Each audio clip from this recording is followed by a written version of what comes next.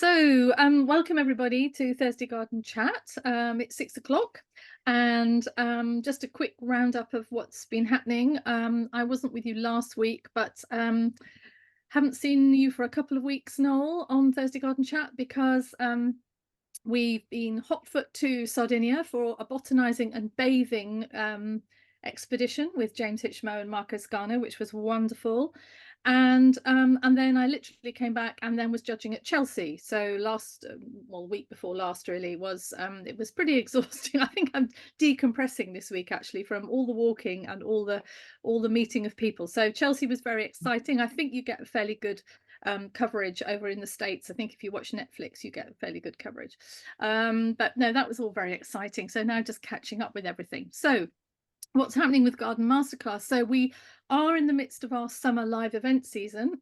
So our next live event is a week on Monday, which is at NEP, which is quite well known, I think, outside of the UK for its rewilding program. But we're going to be focused in the walled garden with James Hitchmo, who's one of the designers, and with Charlie Harper, who's the head gardener. So that's a week on Monday, and there is one ticket left. So it's time to get over from Texas, you guys, but you're going to have to fight over the ticket.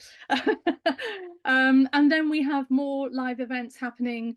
We go back to the plant library and Tom Stewart Smith and Sue Stewart Smith's home up in Hertfordshire, and that is happening in July. We also are going to be back with lovely John Little at his experimental garden in Essex, which is always extraordinary and always interesting. And we also have another follow-on visit to White House Farm, which is an really amazing arboretum created by a man called Maurice Foster. And our summer visit there is focusing very much on hydrangeas, of which Maurice has bred quite a few and has written a book recently on hydrangeas. So we've got lots of things going on. So if you are in the UK or you're coming to the UK and you can join us for the live events, please do. All of the information is on our events page on our website.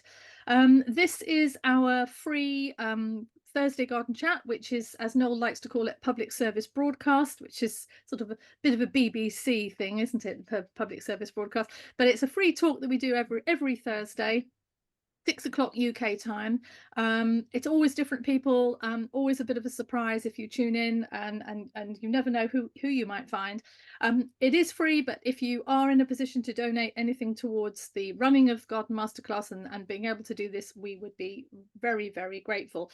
You can become you can become a member of Garden Masterclass, which allows you to have all sorts of discounts and lovely things, offers and things. But you can also just simply go on our mailing list, which if you sign up, if you go through the website, then you get a newsletter. We've got a newsletter coming out this weekend, which just gets everybody up to date with what's happening and what we're doing.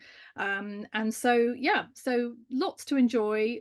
If you're new to Garden Masterclass, have a look through the website. Also, all of these Thursday Garden Chats get recorded and they go onto our YouTube channel to watch at a later date. So spread the word, and we'd love to meet you at some point down the line. Anyway, I'm going to pass you over to Noel, who is in Portugal in the sunshine, and he's going to introduce tonight's guests, plural. Thank you, Annie. Thank you.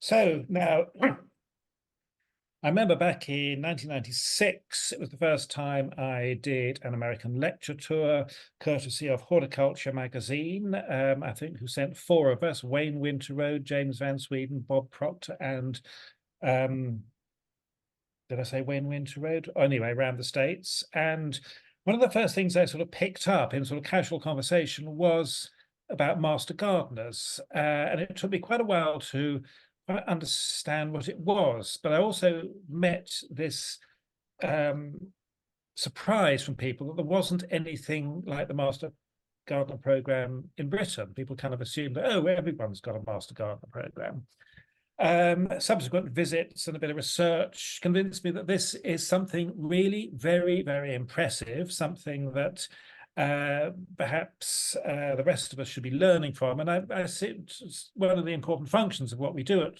Garden Masterclass is to document and to disseminate information and inspiration about good practice in horticulture and garden education and landscape, and do that on a global basis. So hopefully this evening's discussion of the Master Gardener Programme will help make other people think about how they can organise garden education. So the Master Gardener Programme, I'm going to leave to our guests tonight. It's taken quite a bit of time and poking around to actually find a state organisation who's really sort of relaxed enough to play ball on this one. So thank you very much to Jenny Price Nelson in Texas, who's been one of our regular viewers right from when we started doing the online stuff back in 2020. So Jenny has very much, who's a Master Gardener volunteer in Texas, who's very much facilitated this evening. So we've got a presentation, and we've got Nicky Maddams and Jayla Fry from Texas Master Gardeners, and Jayla Fry, who is the Master Gardener Program Manager for the state of Texas, is going to lead off. So Jenny, I'll let you pull up the presentation. And let me just start off by saying it is such a pleasure to be here with you all today. It's an honor to be asked to speak at this platform. This is a topic that I am definitely passionate about, primarily because I've had the pleasure of working with our volunteers for the last 16 years. And I am just amazed by them every single day of what they contribute and give back to our gardening communities across the state.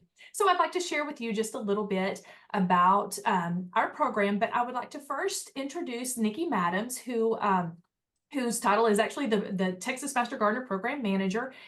She does some very specific, highly impactful programs for us. She oversees our advanced training program, which we have a slide a little bit later, and then I'm going to just send it over to her to talk about. And then probably one of the biggest things that she does is she coordinates our annual conference, and these are massive. It's something that we would love to invite you all to be a part of.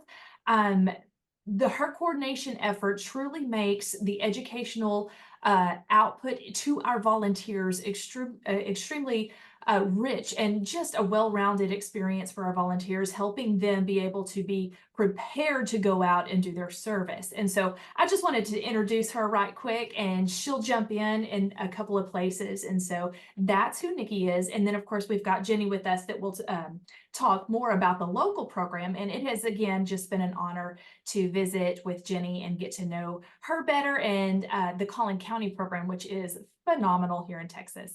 So let me go ahead and get started. First of all, I have to say howdy, y'all, from Texas A&M University in College Station, or as we call it, Aggie Land, the home base of the Texas Master Gardener Program. Our offices are just steps away from the Leach Teaching Gardens. It's a 7-acre space where people of all ages and experience levels can learn from sustainable earth-kind gardening practices. This is the overview of the Leach Teaching Gardens.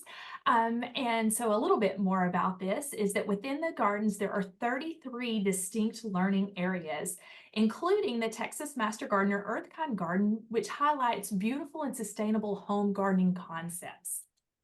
Now, you won't find Texas Master Gardeners out sitting on the benches. They don't have time. They are out in the community sharing researched earth-kind gardening information that encourages everyone to conserve water use in gardens and landscape, reduce use of fertilizers and pesticide, garden in ways that promote energy conservation, and decrease the amount of landscape waste that enters our landfills. Together, the Texas A&M AgriLife Extension Service and Texas Master Gardener Association provide the public with impactful research-based horticulture information. The United States Extension Service began in 1915 when President Woodrow Wilson signed legislation to provide funds that enabled land-grant universities to deliver the fruits of scientific research into the hands of U.S. farmers and gardeners. The term Master Gardener was first coined in the early 1970s to describe a new program in Washington state designed to help extension agents meet overwhelming demand for gardening information. The Master Gardener program in Texas supports over 110 counties of our 250 county offices that are operated by the Texas A&M AgriLife Extension Service. Volunteers are vital to our success. And here we have a fun picture. This is our Collin County agent, Brad Voss. He's smiling beside a Master Gardener, Diane Sharp. Agents like Brad guide the education service provided by Master Gardeners. But if you ask Brad, he'll tell you that his main role is cheering on our dedicated volunteers like Diane. She's been a Master Gardener for nearly 25 years. So Diane's in good company though. The Texas Master Gardener program is home base to nearly 8,000 dedicated volunteers. In 2023, our volunteers contributed over 800 service hours. And the economic impact of those service hours is a whopping $18 million. Only trained and certified members may call themselves Texas Master Gardeners. They are not to use their title to promote a business or products. Our service organization is not a vocational program. Master Gardeners, like this cheerful pair of Denton County volunteers, enjoy their personal rewards that come from helping their fellow Texans become better gardeners and environmental stewards. It takes time to become Master Gardeners, about a year for most people. Certification in Texas requires a minimum of 50 instructional hours and 50 volunteer service hours, although these requirements may be increased in each county.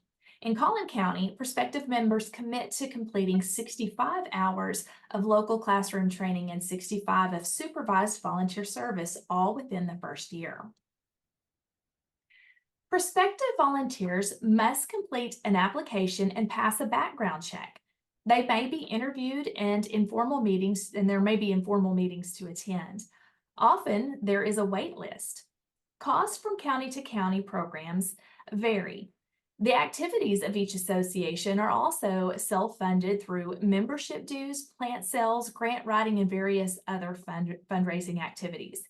Each association is a nonprofit organization with an executive board that manages the association with guidance from the Extension Office. Anyone can be a Master Gardener if they have time and the passion to devote to it. Often, training is held during the day, and the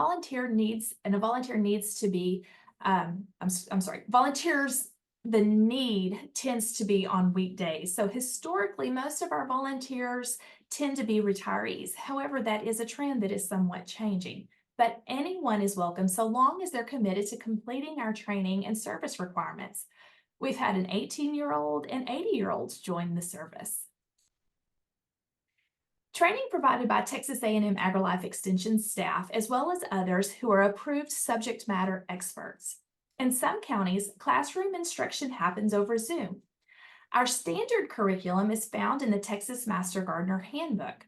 Our students learn about sustainable, earth-kind landscape practices, plant development and propagation, soil characteristics and improvement, water conservation and irrigation, growing food crops, landscape design, and integrated pest management. Students also complete homework and take quizzes to ensure they are learning the standardized state curriculum and to help them prepare for the comprehensive exams. Much of our training takes place at the local level because Texas is such a large state with 10 very distinct ecological regions. Our USDA hardiness zones range from a cool zone 6 through a tropical zone 9. One size definitely does not fit all. In many counties, field trips to local nurseries and gardens are arranged to expand learning opportunities for Master Gardeners alike. Seasoned Master Gardener mentors mentor new students and guide them towards certification and active volunteerism. Our program also offers advanced training, and this is where I would like to have Nicky step in and talk a little bit more about what that does. Sure, I can do that. Thank you, Jayla. And again, thank you for the privilege of being here today. So in addition to the 50 hours of training to become a Master Gardener and the subsequent certification hours each year, we also offer advanced training, and it is in entomology and herbs and compost and plant propagation. We have 14 or 15 different topics. And while it's not for personal use, it is specialized training over and above in these different disciplines to go back to your association and be, quote, a specialist in that area so you can educate on the topic you learned in the advanced training. And there is additional service hours for that. So it is another step up in the training of a Master Gardener. Thank you, Nikki. Yes. Learning never ends. Once certified Master Gardeners must participate in at least 10 hours of approved continuing education each year. But often this isn't a chore. Master Gardeners join our program because they want to learn more about plants. We offer lots of learning opportunities on local and state level. You don't have to be a certified Master Gardener to participate in many of our educational meetings. While Master Gardener programs are independent of each other, we do get together regularly and share ideas. Each year, the Texas Master Gardeners host a state conference and sponsor a Search for Excellence Awards program, a program that showcases new ways to improve impactful public education, or those that apply for these awards. Every 2 years, the International Extension Master Gardener programs gather to do the same. On every level, state, local, or international, we want our efforts to improve the quality of life for all. So recently, we were just given the bid to host the international conference. And again, I would like to ask Nikki to come on because we would love all of you to be able to join us for the conference. And Nikki can tell you more about it. And Jayla said she was going to talk a little fast to give me a little more time to talk about the conference because we're really excited about it. We put in a proposal to host it. The National Committee selects a state to host it, and every 2 years it's somewhere else. Now in Texas, we also pivoted in the when COVID struck, and we went to our online conferences instead of virtual. Instead of in person. And what we found was people really liked it for various different reasons. One of them being, just like you here, if you didn't want to watch this right now at 6 o'clock London time, you could watch it next week or another time when it's more convenient for you. So we found that our people really liked that too. And I'm going to come back to virtual, more reasons for virtual in just a second. But as the host of the 2025 International Master Gardener Conference, we want to invite you to join us for this virtual event. It's focused on sharing research-based, sustainable horticultural information. And our theme this year is, there is no planet B. In other words, we need to take care of the one we're on. Now, there's about 96,000 Master Gardeners, that's across all 50 United States, 9 Canadian provinces, and it also includes South Korea. In addition, our conference is open to non-Master Gardeners, and it brings attendees together from all over the world to share their knowledge and discuss the many different ideas and techniques that we practice, and then also exploring sustainable gardening practices. So our program aims to highlight a diverse group of presenters as well from around the world, including those with experience and expertise, but also the young ones with the innovators and the new beginners, and refresh some of the things that we thought we knew about. Our participants will also have the opportunity to attend a variety of breakout sessions, keynotes. We're going to have some hands-on workshops where you work with the presenter and create something. We're going to have panel discussions. So those are really popular for the question and answers that we can get. That opens up a whole new dialogue. We're also going to have virtual tours of exemplary gardens around the world. No packing your suitcase, you can come along. And we're gaining inspiration and insights from people around the world, in different cultural contexts as well. So we're going to have our experts guide us, navigate through the changing environment that we have, strengthening local food systems like growing food in space, new research, smart technology, floral and ornamental horticulture, all the pretty things as well. We just have so much to offer. And we know that the world extends far beyond the borders of Texas, far beyond the borders of America. And there's just a vast global community out there in the gardening world that we can learn from and whom we can share our knowledge and experiences.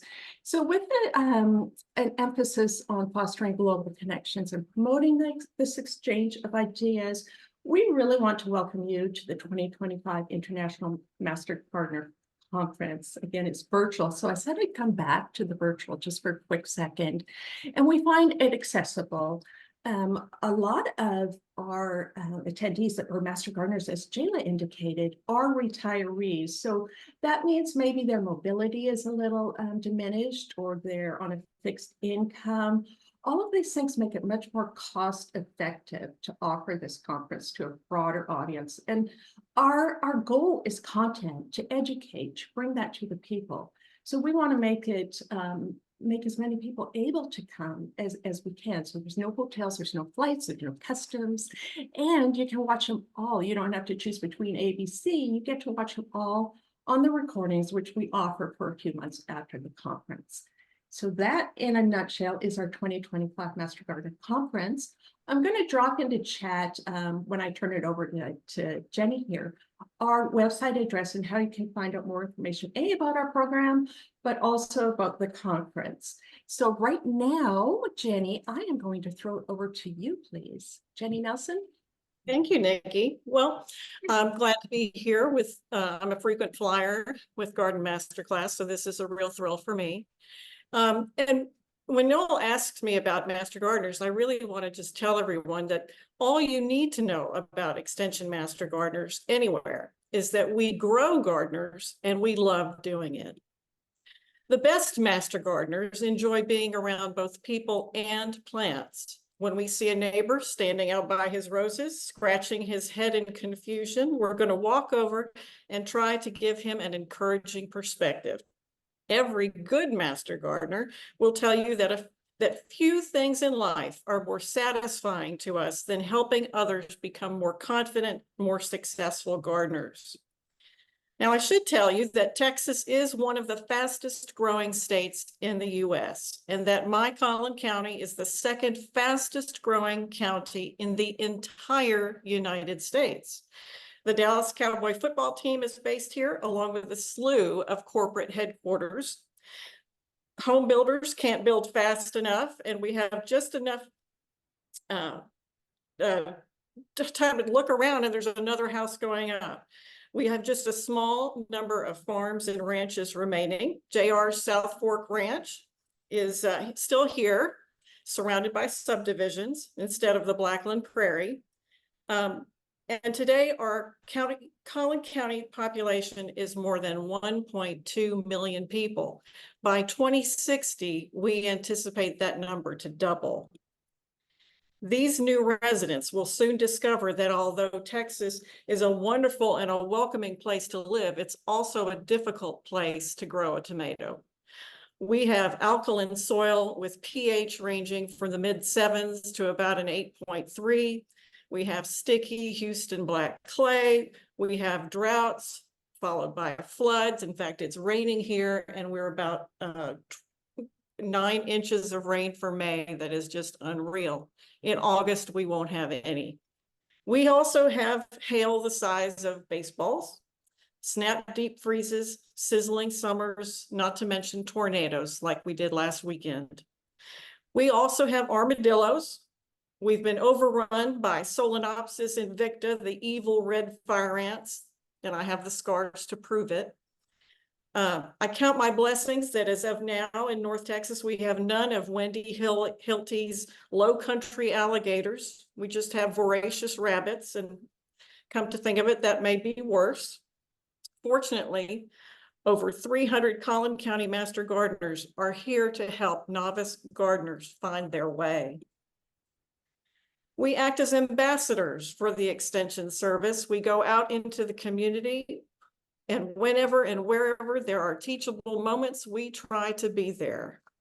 Now, to be very clear, the name master does not mean all-knowing. No one on earth has, quote, mastered horticulture, not even Dr. Dottie Woodson. Although she's trained thousands of master gardeners, she's still learning too.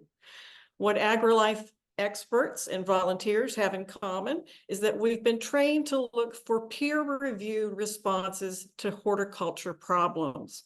And then we make that information accessible to everyday gardeners. When I get stumped, which happened, the Texas A&M AgriLife Extension Service has my back. My hort agent, Brad Voss, is here to help me.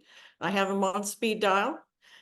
We both have the benefit of resources like the Texas Plant Disease the Texas Plant Disease Diagnostic Laboratory, which is managed by the very impressive Department of Plant Pathology and Microbiology at the Texas A&M University. I'm not a master gardener alone. I've got backup. We hope that you are enjoying this recording from Garden Masterclass's Thursday Garden Chat program. We started doing this in April 2020 during the first COVID lockdown, when we did it 5 days a week for 2 months, which was a wonderful experience. Since then, we've carried on doing it just for one session a week. We have always done this as a public service. We initially started it as a morale booster for the garden and landscape industry during a very difficult time, and we've so loved doing it that we've carried on doing this. But our presenters give their time for free. We give our time for free. We do incur costs, administrative, technical, and sometimes for support staff, and we would very much appreciate the odd donation to help us keep going and help keep this a free service, which we'd very much like to do. So please go to our homepage, and down at the bottom there's a donate button, and we'll be very grateful. Thank you. Master gardeners everywhere care deeply about helping children find horticulture. Here, our president, Baron Bozeman, leads a group of homeschoolers. When I give talks to the pre-K crowd, he's my apple tree. Look at him there with his arm held high. He's really good at it. He does everything he can for kids because he knows that to grow gardeners, we have to start them early. We're all big fans of the International Junior Master Gardener Curriculum, an impactful compilation of activities and materials that introduces kids to the thrill of playing with plants. We put a link to the JMG materials in the chat, and we hope you'll give them a look. Research tells us that pre-K and primary students all benefit from active gardening experiences. We support older students too. In 2023, my association awarded $2,000 scholarships to 3 graduating high school seniors who plan to pursue a course of horticulture-related studies at a Texas college or university. Didn't have to be Texas A&M, though it probably was. Now, working with the Texas A&M University Foundation and the College of Agriculture and Life Sciences, we also award scholarships to graduate level students, which is something we would encourage other Master Gardener associations to do as well. We Master Gardeners, we help people of all ages. Our hort therapy team visits senior centers to connect people with plants. I mean, look at that smile. As ambassadors for AgriLife, we also build partnerships with other like-minded organizations. We work closely with our county staff, local municipalities, garden clubs, and garden societies, and area nonprofits and schools. We often will go out into the field, quite literally, to get things done with our community partners. Here's my friend Carol Clark. She's a member of the Native Plant Society of Texas and the state chair of the Bring Back the Monarchs to Texas program. And here she is with my Garden Advisors Committee and working through a plant audit for the town of Fairview nearby. And they wanted to learn how to manage a prairie remnant, to make it easy to care for, to bring enjoyment to the citizens, and to increase biodiversity. Of course, all Master Gardeners, don't you know, we answer lots and lots of questions. In Collin County, we help people online, by phone, and in person. All of our information is research-based and in line with our Extension Service recommendations. We're not going to go out on a limb and tell you what our grannies used to do. We often host pop-up talks where we go out to nurseries, and we'll be there at the point of the most teachable moment of all, the point where someone is deciding what plant to bring home. We do a lot of talking. Our Speakers Bureau is a great resource for schools, garden clubs, local libraries, and community organizations. We train our speakers, provide all the tech equipment needed, and you can be sure that our presentations are well sourced and credited. And no, I always give you credit when I swipe information from you and the rest of the Sheffield guys. I promise I do. We host lots of workshops. This was a propagation class. People loved it. Who doesn't love free plants? We have a strong digital presence. People can find us on Facebook, on Instagram. They can visit our website and sign up to receive regular issues of our Garden Wise Gazette.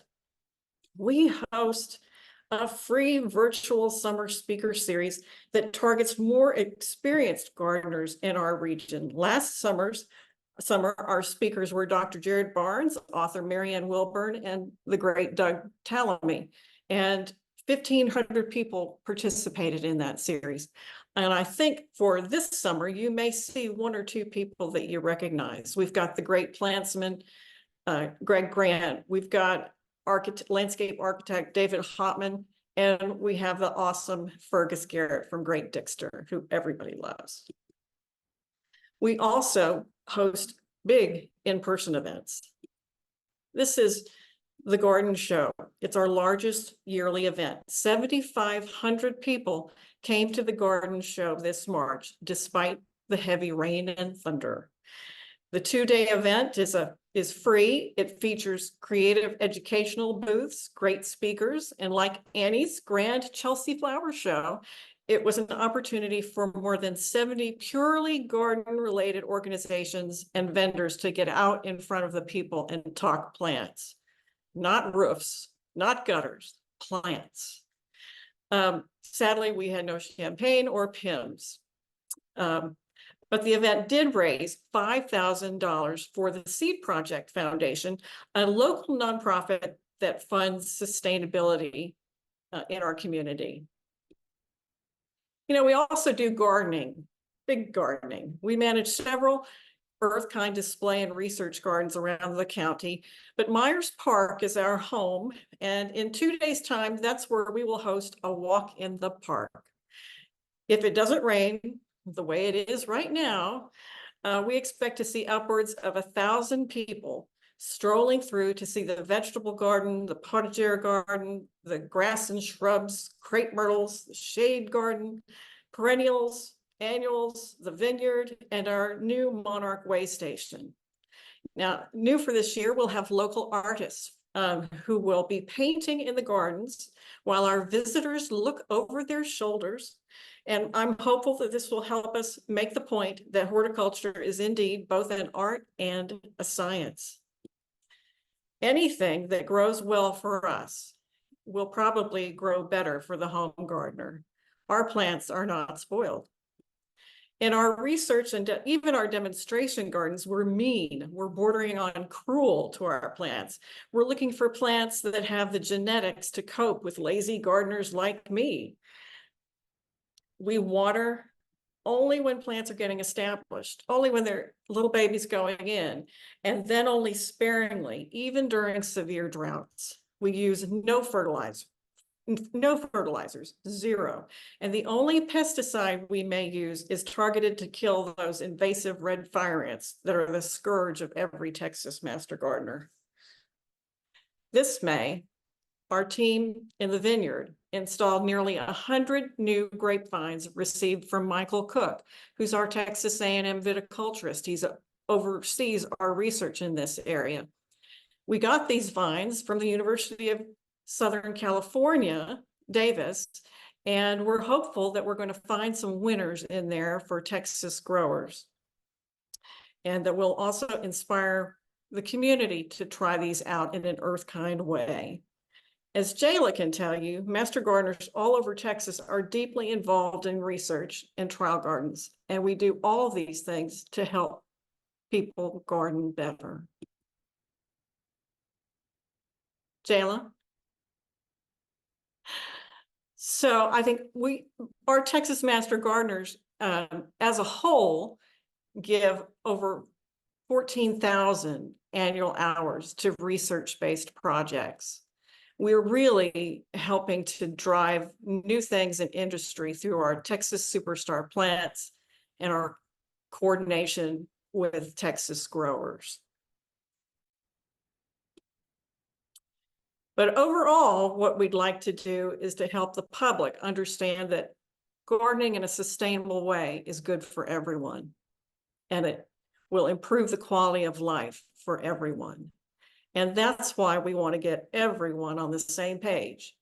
Everyone talking about good gardening practices, best practices, research-based practices that can make a difference in the lives of people all over the world. So do join us for the next big get-together. Thanks for letting us talk about our program, and I can't wait to talk more. That's it. Whoops. I've lost you. No, Great, no, thank you've you. got us. That was You've got us. very comprehensive and very inspiring. You do even more than I thought you did. Oh, good. Yes, no, it's quite very comprehensive, very impressive, and like I said at the beginning, it's hard to think of anything anywhere else in the world that offers such a thorough service. You talked at the end about research. I was just wondering how that actually worked, whether that was research programs that was working with the Texas A&M University, or how that research is, what the protocols are, how it's disseminated. Any more? Jayla can talk to that from the Leach Teaching Garden perspective. On the local perspective, we are trying to gather data as far as for perennials. I know that's your heart of hearts there.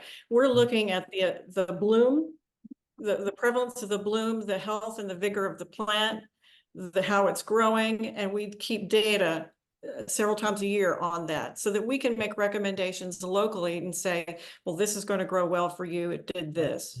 And you have to have multiple years of that. We have, in our research gardens, they're separated out into 4 quadrants, so that we know that no matter where this plant is in the garden, it's going to do exceptionally well, or not. We do find some dogs in there occasionally. And we'll do plant lists for our community. We'll give the information to Texas A&M, and that will help influence the plants that they may choose to be Texas Superstars. Those are the plants that are marketed to the public across the state, because they're known to do well across many of our 10 ecoregions. It's and the vineyard, I think, is going to be very exciting for us coming up, because we have 100 new vines, and the head of A&M is very interested in promoting and the wine in Texas. We have some great wine growing regions, but we need stuff that can handle the drought and limited spraying. So oh, there it is. So Jayla, you want to pop in and talk about a little bit of how Master Gardeners work on research? Sure. So because Master Gardeners, our volunteers, work with agents, so there are agents in all 254 counties that oversee the Master Gardener Volunteerism Program. Those agents, being tied to Texas A&M University, often have responsibilities doing research. And so our volunteers are an amazing help when it comes to our trials that we do. Further, we have specialists that are across the state that specialize in certain topics, whether it's vegetables or fruit and nut, or viticulture and enology is a huge growing segment in our state, but lots of topical types of specialists. And so they will work with those agents who work with the volunteers. You've heard this term Earthkind quite a bit. Earthkind is one of our banner programs in Extension Horticulture. And you've heard us go over kind of the principles of that, but it all started with a rose trial. And the roses that were trialed in that, they essentially, like Jenny alluded to, we planted them, we amended the soil, we watered them to get them established, and then we walked away. And then over a period of 3 to 5 years, we're like, what's still here? What's not? And those that really, did well in that hands-off environment are the ones that got that designated Earthkind. Well, we replicate that. We have a trial down in Galveston County on the coast that they research tomatoes. San Antonio also researches tomatoes, and they plant many varieties. They watch them for years, and we just see what works for our areas. As we have also talked about, what grows in San Antonio may not grow in Galveston. And so we have to replicate these trials across the state. And so it's a really neat experience. It's something that is valuable to not only our volunteers, but to our homeowners who we primarily work with, but it also influences what growers in the green industry produce and make available in the market. And so that's another huge component to the research that we do. So it's important what we're able to find and help provide supplements to our researchers for. No, you might equate Earthkind with James Hitchmo's environmental ecology. Or, that movement, everything in his textbook that he wrote is what Earthkind is all about. Right, yes. Environmental horticulture. I'm Right. sorry. Yeah. Horticulture. Great book. I've got a question actually that I'm a little bit confused. So you can be a professional gardener and you can be also a master gardener, but you're not allowed to use it in your advertising. Is that right? Or you cannot be a master gardener if you're a professional gardener. So could you clarify that? Sure. Well, go ahead. From the perspective of someone who does both, who wears both hats. Yeah. Very careful that I'm not promoting myself to clients because I'm a master gardener. Master gardening is my avocation. It's my joy. It's not my profession. And I don't want to influence someone to use my services just because I'm a master gardener. The two are very distinct. This is service. And now we do have many people who are in the horticulture industry. We have people who work with growers. We have people who are designers. There are at least 6 other designers in my 300 strong group. But we're not going to go out there and market ourselves that way. That's something that we feel very strongly that we're not going to do. But we do share the benefit of our wider experience with our fellow master gardeners. And in fact, it comes in handy. We have our garden advisors, and we have a group of seasoned master gardeners, including some professionals, and we go out and we consult with nonprofit organizations in our community. Because we have that wider skill set, we can help the Master Gardener program go through an assessment of the property, determine the needs of that client, put together recommendations that will help them save money, make a more beautiful space, be better for biodiversity. It's all wrapped up together. We don't have to be either or, and is okay. Mm-hmm. So when you're wearing your master gardener's hat, you're not charging for your it's a voluntary service. Right. But there must be a crossover, because if you have both hats in your wardrobe or on your hat stand, then they kind of go hand in glove, don't they? I will not say it's not a benefit to be a master gardener, because it is. I'm constantly having new learning opportunities made available to me. Constantly being challenged to try new things. And even if you're not a professional, but you're a garden nerd, Yeah. you know, I am to the very core. Yeah. By becoming Master Gardener, I get at least 8 to 10 new gardens to play in. And if you're a novice and you want to really learn how to get something done, become a Master Gardener, because you will learn. And you will find that of all of the volunteer Master Gardeners who know 10 million times more than I will ever know, I benefit from being around them. So again, it doesn't, a lot of people make it a controversy. It doesn't have to be. Right, right. Okay. No, just for me, it's just a slightly confusing if you're, because you've got one role as a Master Gardener, but then if you're making a living as a gardener, you kind of clock on and you clock off from one thing to the other. Yeah, yeah. All the nerdiness plays well together. It's a Yeah. little bit different, and I understand your confusion because of the way the RHS program works. You Yeah. get qualified with your RHS and you're going out to work. Yeah, yeah, yeah, exactly. You have such a huge professional gardening there that we don't have a certain extent here. Well, it takes. Sorry, in the same vein then, Wendy Hilty's asking, do you have rent a Master Gardener program or not? No, we do not. I chuckled when I heard that in her presentation. I was thinking, oh, maybe we should do that. That would be a great way to raise money. Yeah. And it may, but we have very successful plant sales. We know how to write grants. If a home gardener in Collin County wants help, they can come to us and bring a picture, and I will give them everything that I would have given a client. I'm telling you, the works. They'll get the works. They'll get it for free. And it's okay, and it will be a joy for me to help them.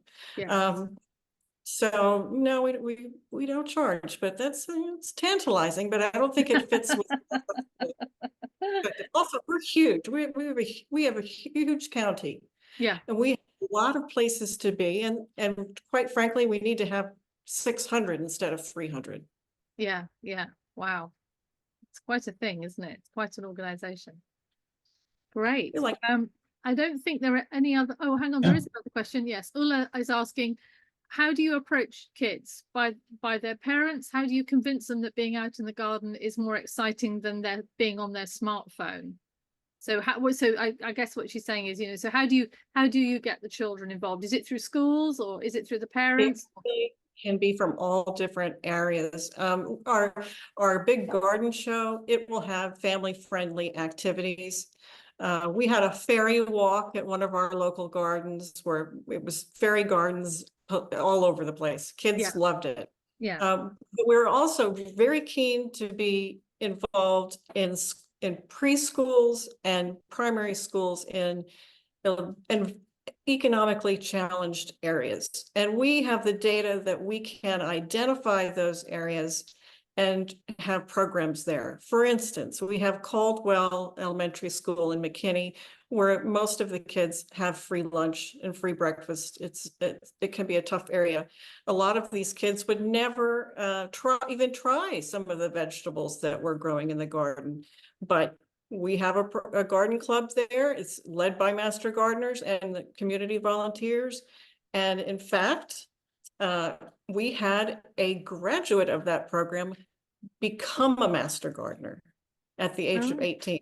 Wow. So it was so wonderful. And to see a picture of her with her garden club mentor, it's just, I get a chill when I think about what we're doing with little kids. It starts with the school, but you have that at Great Dixter. You have the Garden Explorers.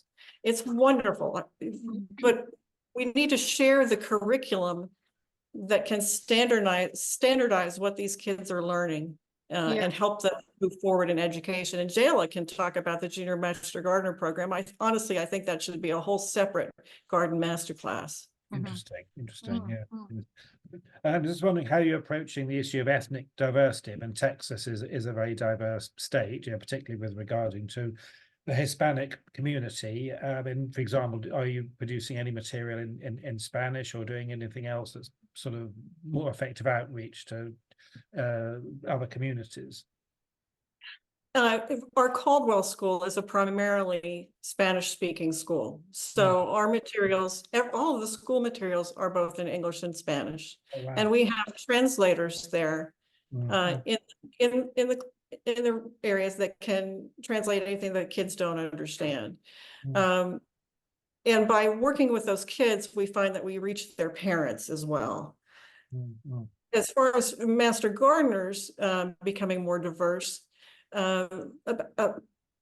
in Collin County, we have about 65% of our population is Anglo.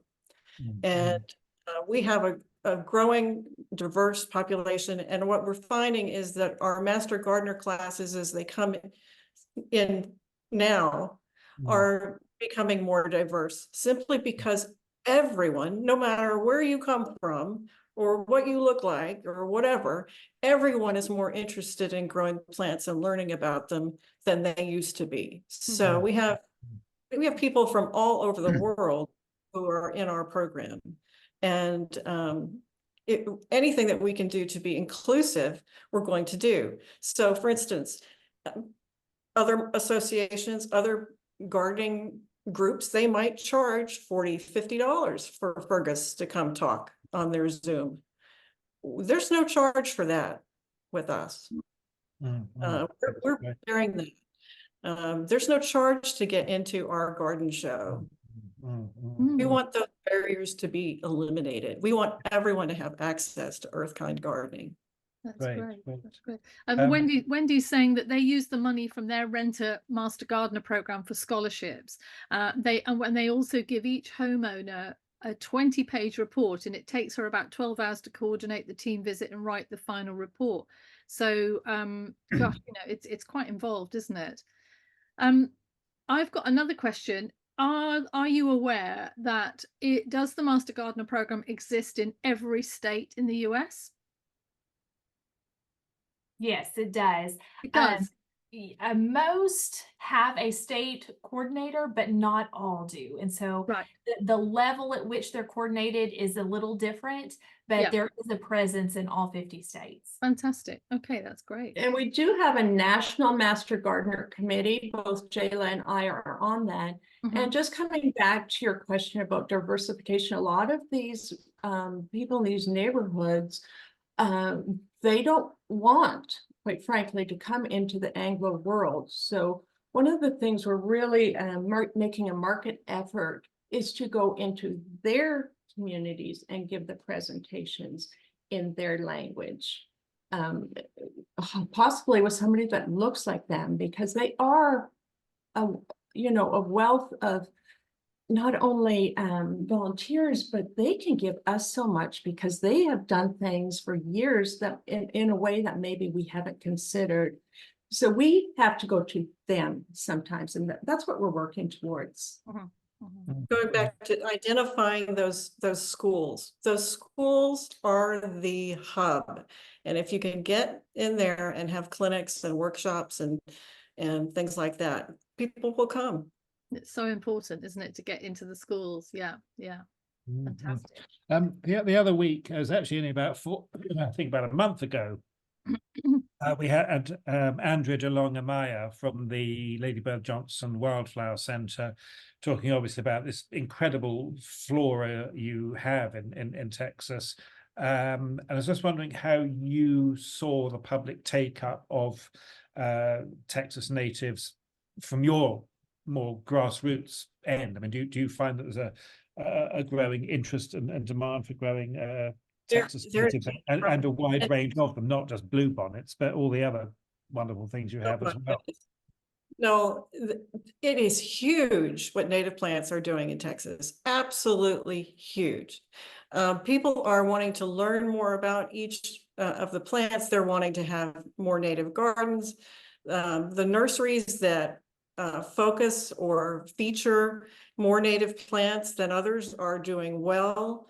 And even in our research and display gardens, we're trying to use more and more what the point is not whether it's native or an adapted plant, it's whether or not it grows well and that it's not invasive and that it provides ecological services. So in the display gardens you're looking there are going to be tons of native plants in there, but they're also going to be just plants that are adapted. That's a conoclinium. That's, Greg's mist flower. It is crack cocaine for the monarchs. They absolutely go bonkers for it. So when I'm talking with a homeowner, I'm going to say, if you want butterflies, my goodness, you've got to have these native plants, and I'll give them a list. And they go out and get them, and then they get their lawn chair and they sit by the Greg's mist flower in October, and it's joyful, absolute joy. Yeah, native plants are huge. We work closely with the Native Plant Society. I'm a member, so I drank the Kool-Aid. And in fact, we can, in our county, you can get the CEU hours, continuing education hours, just by attending the Native Plant Society meetings. If that doesn't say something, I don't know what does. We are like this. Yeah. Anna's asking, she said she may have missed something, but does the Master Gardener program extend to countries beyond the US and Canada? And I think I heard you say South Korea, didn't I? Good. Yeah. So can you just explain? So obviously US and Canada, how come South Korea? That's amazing. Jayla, I'm going to let you take that one, but if you would also just talk briefly about the Junior Master Gardener program and where they are in the world.